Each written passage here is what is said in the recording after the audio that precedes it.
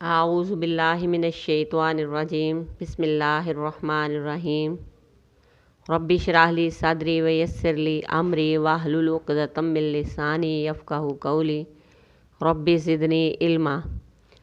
سورۃ البقرہ کی آیت نمبر 135۔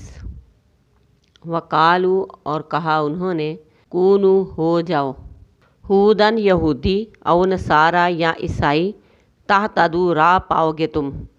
کل کہہ دے اے پیغمبر، بلکہ ملتا دین کی ابراہیم کے، حنیفاً جو ایک طرف کا تھا، جو حنیف تھا، وما کانا اور نہیں تھا وہ، من المشرکین مشرکوں میں سے۔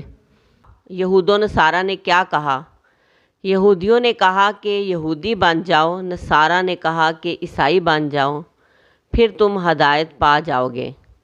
یعنی یہودیت یا عیسائیت اختیار کرنے میں ہی ہدایت ہے۔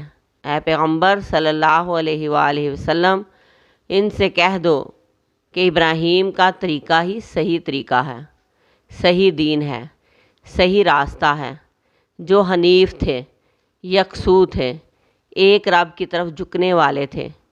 ہر انسان خود کو ہی صحیح سمجھتا ہے، خواہ وہ کتنا ہی گمراہ اور دین سے بے خبر کیوں نہ ہو۔ اس آیت میں رب تعالیٰ ارشاد فرماتے ہیں کہ بس ابراہیم کا ہی دین درست ہے، بہترین دین ہے، اور ابراہیم مشرک نہ تھے، شرک کرنے والے نہ تھے۔ انہوں نے اپنے رب کے ساتھ کسی کو شریک نہیں کیا، شرک سے نفرت کی، اللہ کے برابر کسی کو نہیں سمجھا۔ ابراہیم علیہ السلام کو رب تعالیٰ نے پسند کیا، اپنا خلیل بنایا، ان کو امام بنایا، کیونکہ ان کا طریقہ خالص توحیدی طریقہ تھا۔ اور ہمارے پیغمبر صلی اللہ علیہ وآلہ وسلم کو بھی ان کے دین کی پیروی کرنے کو کہا گیا۔ یہودیت میں بھی شرک کا عنصر پایا جاتا ہے۔ یہودی عزیر علیہ السلام کو نعوذ باللہ اللہ کا بیٹا کہتے ہیں۔ عیسائیت میں بھی شرک ہے، کیونکہ وہ حضرت عیسیٰ کو نعوذ باللہ اللہ کا بیٹا کہتے ہیں۔